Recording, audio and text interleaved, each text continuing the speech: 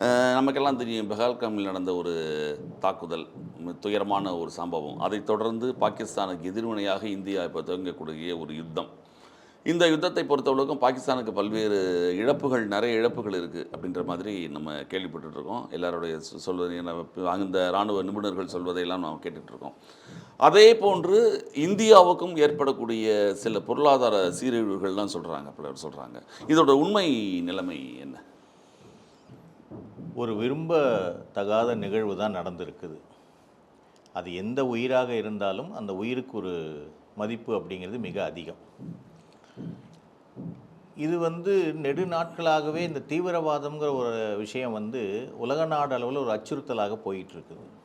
குறிப்பாக இந்தியா போன்ற வளர்ந்து வரும் நாடுகள், வளர்ந்து விட்ட நாடுகள் அனைத்துக்குமே பாகிஸ்தான் என்ற நாட்டின் மூலமாக அதன் பெயரில் நிறைய அமைப்புகள், அதாவது தீவிரவாத அமைப்புகள்.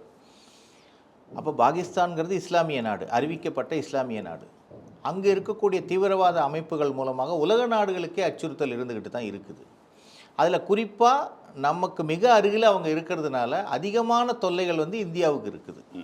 இப்போ நமக்கு பெஹல்காமில் நடந்த ஒரு சுற்றுலா பயணிகளை, அதாவது இதுவரைக்கும் நடந்தது பொதுமக்கள்கிட்ட ஒரு குண்டுவெடிப்பு பொதுவான இடங்களில் இருந்தது போக, இந்த முறை அவர்கள் எடுத்திருக்கிற ஒரு ஆயுதங்கிறது அமைதியாக இருக்கக்கூடிய காஷ்மீர் பகுதியில் நிச்சயமாக ஒரு கலவரமாக அதை உருவாக்க வேண்டும், அதன் மூலமாக இந்தியாவை ஒரு பதட்டமான சூழ்நிலைக்கு கொண்டு வர வேண்டும்ங்கிறது அவங்களுடைய நோக்கமாக தெரிகிறது.